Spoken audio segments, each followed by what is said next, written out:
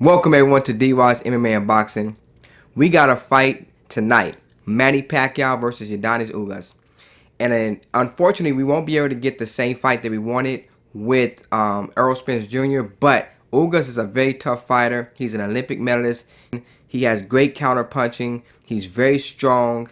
And he had a couple questionable losses in his. If he went to the scorecard, he lost the fight. He doesn't have a huge knockout percentage, but that doesn't mean he doesn't have power. What I've noticed with Ugas is he hurts his opponents, but he doesn't go all out reckless abandonment. So what he does is he just basically punishes them, and it's normally done with precise body puncher. He's a counter puncher. He's the first person I've ever seen in my life that backed Shawn Porter up and kept Shawn Porter on the back foot.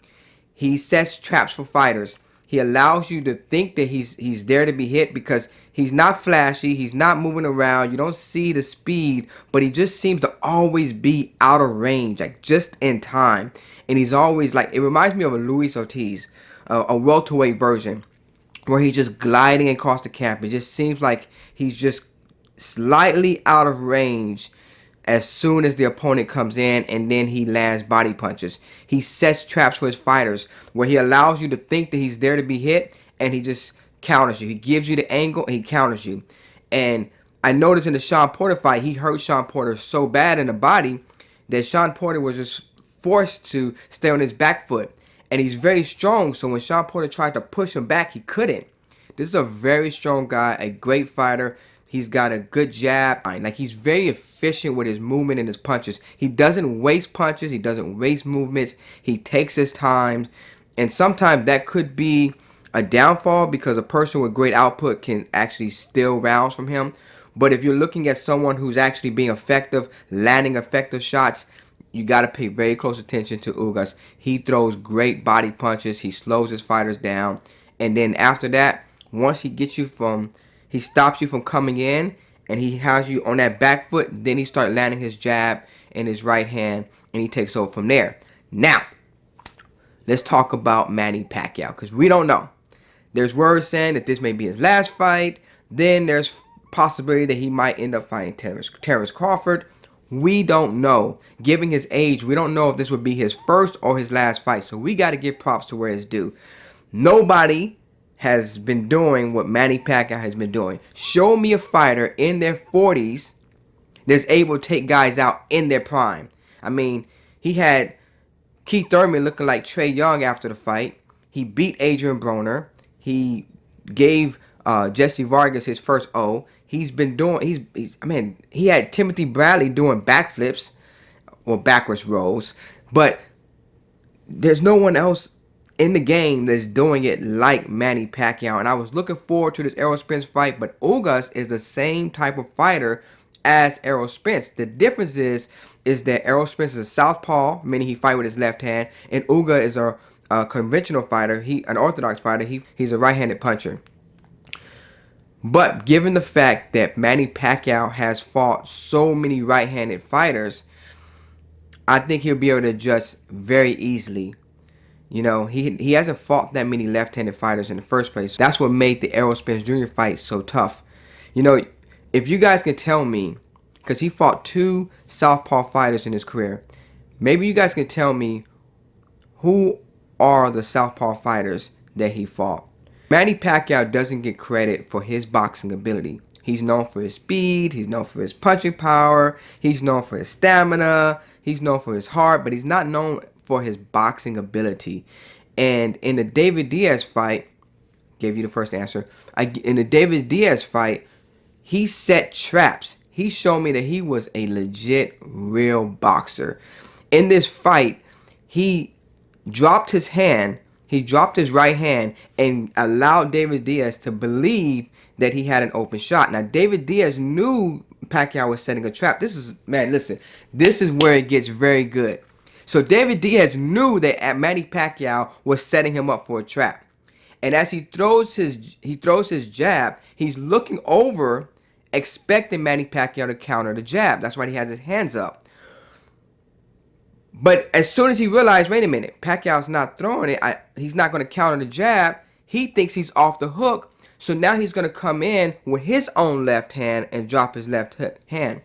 As soon as his hand leaves his chin, Manny Pacquiao counters over the top of his jab. Boom!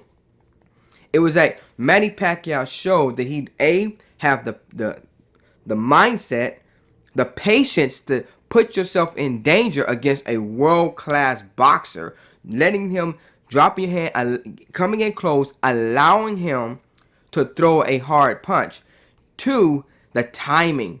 The timing, because as soon as David Diaz's punch came off that chin, Manny Pacquiao knew that he had enough speed to beat Diaz to the punch. And it was just the timing, the patience, the precision, the awareness. These are the things that he doesn't get credit for, and he's really good at it. And he's really good at when he comes in, realizing he's off balance, and then putting his hands up right in the midst of it. It's like running at full pace. And as soon as someone throw a fastball, you're running and you catch the fastball. I mean, that's how good and skilled he is, how agile and cat-like he is, with great reflexes and hand-eye coordination, even at his own age, able to fight a fast puncher like Adrien Broner and like Keith Thurman and still keep up with them and drop Keith Thurman. You know, hurt him twice in a fight, probably more than that. So I believe that this is going to be a very, very tough game of inches fight, meaning Manny Pacquiao's strength is his ability to move, his lateral movement, his side-to-side movement. That's where he will have the ability to really, I would say, as best he can, neutralize Ugas, because I believe Ugas is looking for someone to come in a certain way, but just the movement, the movement is going to throw him off a lot in this fight.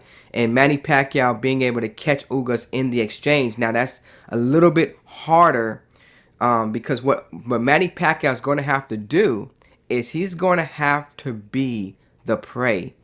He's going to have to allow himself, just like he did in the David Diaz fight, put himself in a dangerous position, daring Ugas to throw a counter, to throw an attack, and then countering off of that, which is very, very complicated.